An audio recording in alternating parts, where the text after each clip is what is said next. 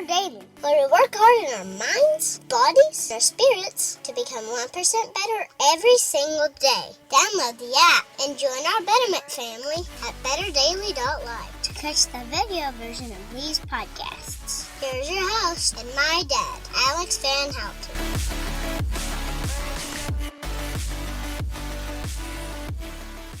What is up, Betterment family? This is Alex Van Houten in Better Daily Live.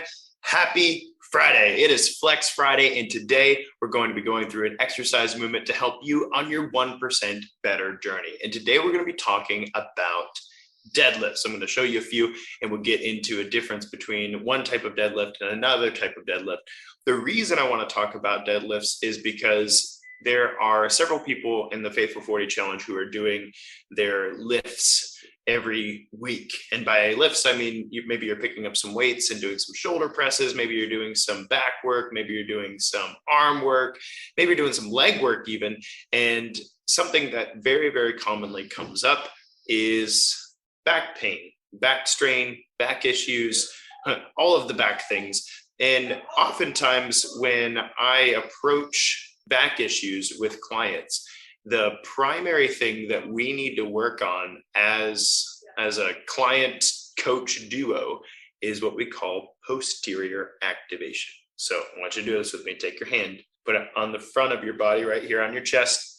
That's anterior. Say it with me, anterior. Okay, anterior means front. Posterior is on your back. So take your hand and put it on your back. That's posterior. Say it with me, posterior. Now, posterior is really important because oftentimes in our lives, our anterior, the front, is overdeveloped. So like when we sit, notice we tend forward, our shoulders come forward, our head comes forward, right? That's anterior activation. We end up with shortened muscles in the anterior. What about when we're sitting and our hips are bent, right? So like in the seated position right here, see that? My hips are bent. This is anterior. My muscles in the front of my body are active. So oftentimes when I work with people and they're talking about back problems, the quads, that's the big muscle on the front of your leg, and the hip flexors are overdeveloped. They're over tight, over strong compared to the posterior. And so we're going to look at deadlifts today because there's two types of deadlifts. Well, there's more than two types of deadlifts, but two we'll cover today. And they have two different functions for strengthening your posterior. And so I really want to make sure that that's kind of ingrained in you. I believe unless you have a medical reason not to, and it's got to be a very significant medical reason not to, I believe every person should be doing deadlifts at least once a week. There's a few reasons. Maybe you'll take a week off, but deadlifts should be a part of your program every week. Good morning, Robin. Good morning, Joel. Good to see you this morning. Congratulations on your 1.3 miles in the books. It's nice and early, so that's quite the accomplishment. First thing in the morning, man. So let's talk about this whole deadlift thing. I'm going to show you two types of deadlifts, and I'm going to talk about what they do for the body. And then that way you can be thinking, okay, which is most appropriate for me right now? What do I need to be strengthening, right? So here's two types of deadlifts. Here's the first one. This is your run-of-the-mill, just a normal old compound deadlift. Okay, so I've got a barbell. You can do it with dumbbells. You can do it with milk jugs. You can do it with a child. Okay, so I start in this position. My hips come down. My back is straight, and then I stand up nice and strong and squeeze my butt behind me. Boom, just like that. Come down. My back is straight. Stand up nice and strong. Squeeze my butt behind me. Just like that. Notice my knees are bent. My hips are bent. My back is very level, very straight. That's called a compound deadlift or a standard deadlift. And if you're using kettlebells or dumbbells or barbells or children, the name might change a little bit. A dumbbell deadlift or a kettlebell deadlift, something like that. So that's the first type of deadlift we'll talk about. And the second type of deadlift is what's called a Romanian deadlift or a stiff leg deadlift. So check what this looks like. So I'm here. Instead of starting in this position like the compound deadlift, I'm actually going to straighten my legs, right? So they have just the slightest bend in them. You can even lock them out if you have the range of motion to do so, but I wouldn't recommend it. Slight bend. From here, stand up nice and strong. Boom, just like that. Back down strong. So there's a small bend in my back, not a big one, a small one, with a slight bend in my knees. Now, these two types of deadlift do two very different things, okay? The first one, the compound deadlift with bent knees and a very straight back, that one is your strongest deadlift. That one hits your glutes. Say it with me, put your hand on your butt. Glutes. That one hits your glutes the hardest. It also is very, very supportive of your spine, your neutral spine. So glutes, hand on your butt, and lats, that's hand on this big giant muscle right behind your arm there. Glutes and lats are primarily active in the compound deadlift. And this is very important for your posterior chain. Anytime you walk, anytime you go upstairs, anytime you try to run, anytime you try to stand up, your glutes and your lats support your lower back. And so if you're not performing compound deadlifts on a regular basis, then you're missing out on some strength that could save your back, okay? And this is where people end up injured doing just everyday things, and bending down to tie their shoes or picking up groceries or making their bed.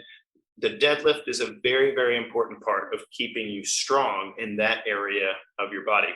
And you might say, hey, my back hurts. Should I be doing that? I have a client I'm about to train later today that we started with deadlifts right after her back surgery. She was in so much pain. She had a fusion in her back, and she was in so much pain she could barely stand up, barely walk. And we actually started with super light deadlifts. And when I say super light, we're talking like less than this bar over here, okay? We started with 5 or 10 pound deadlifts, and she couldn't go all the way down. Her butt had to go back. She bent her knees. She'd stand up. She'd squeeze her glutes behind her. And she's in her mid 60s. And so when we got to the full range of motion, we started adding weight. And after about 6 months, she was strong enough to lift 115 pounds, which she had never done in her whole life before. And the strength from the deadlift actually got rid of her back pain for her. And she'd have a flare up now and then, not during the workout, usually doing household stuff, but her back pain was gone, which is a huge deal since she could barely walk prior to the surgery, and the actual surgery seemed to be making the back pain worse. So compound deadlift, it's not bad for your back. It's actually very good for your back. You just need to progress slowly and to do it well. The second deadlift we did was the Romanian deadlift. Remember, that's the stiff leg deadlift, the straight one, right? This one's primarily responsible for hitting your hamstrings. So take your hand, put on the back of your leg right there. That's your hamstring muscle. Now your hamstring muscle, it's not really, it's the hamstring is the whole complex. It's actually called your biceps femoris.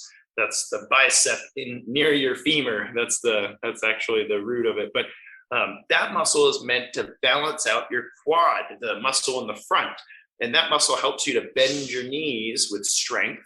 And if you have a nice strong hamstring and a nice strong set of glutes and a nice strong set of lats, what happens is your hips, your back, and your knees are very well supported by your posterior chain.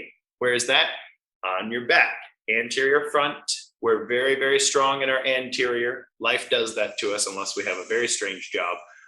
But our posterior needs good focus and good work, right?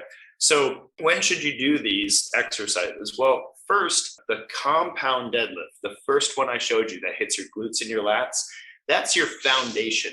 Your glutes and your lats are really the biggest, strongest muscles in your body, and they really matter. So if you don't have strength in those muscles, you really need to be able to perform a compound deadlift with strength. And if you can perform a compound deadlift with strength, then you can start adding the Romanian deadlift into your exercise program in order to strengthen your hamstrings. Now, there's a caveat to the Romanian deadlift. You notice that my back did bend just a little bit in my Romanian deadlift compared to my compound deadlift.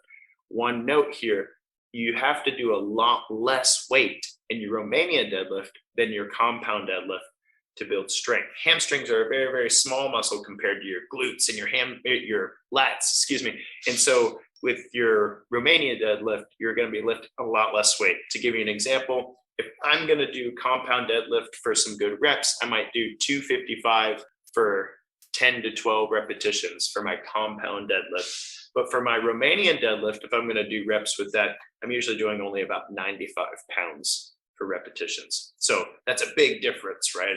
About half. Now, that's not a tried and true scientific principle. It's just something important for you to know, because you don't want to load that Romanian deadlift with a bent back and straight legs. You don't want to load that too much. And the hamstrings really don't need you to load it very much. What they need you to do is to go through the full range of motion, all the way down, nice deep stretch, and all the way back up. So I'm going to show you those exercises one more time. I'll take any questions you have about it, and then we're going to call this a day on Flex Friday. So here's the compound deadlift again. We've got our bent knees. This is the one that hits the glutes and the lats. Bent knees. Look, my back's rounded. I'm going to lock my lats down, drive my shoulders down, stand up nice and strong. Squeeze my butt behind me. Boom. Just like that. And back down for reps. That's my compound deadlift. Super, super important for building strength. And then what about those hamstrings? Good morning, John. Good to see you this morning. He knows the deadlifts. John has to do those regularly. All right, Romanian deadlift here. We've got straight legs. Our back is slightly bent. We're hitting our hamstrings here. We're gonna stand up strong. We have a deep stretch in the hamstrings. Man, that stretch feels good. All the way down. Back up nice and strong. Down, down, down. Back up nice and strong. Down, down, down. Boom. So now you know there's a difference between the compound deadlift and the Romanian deadlift. Glutes and lats in the compound, that's bent knees, bent hips, straight back. And then in the Romanian deadlift, that's your hamstrings we're hitting hard. You can have a slightly bent back, very straight legs. And both of these exercises will help you develop a very powerful and stabilizing posterior chain. Remember, that's the back, from the neck all the way to the feet, posterior chain, and you'll be nice and strong and keep yourself out of back issues. John says low rider. That's what, when I was first teaching him the deadlift, I was showing him the difference between a bent back and a straight back. And he said that when I go into the deadlift position, I go from here. He said it's like a low rider with hydraulics, right? So I'm here, and then I lock it down. So thanks for that visual. That's good. For those of you who like hydraulics on a low rider compound deadlift. You heard it here, folks. All right, guys, this has been Alex Van Houten in Better Daily Live for Flex Friday. I hope you'll continue with your Faithful 40 efforts through the weekend. It's day 13. We're entering the weekend and going to end it on day 16 on Monday. So I'm really excited. Until then, it's just 1%. We got this.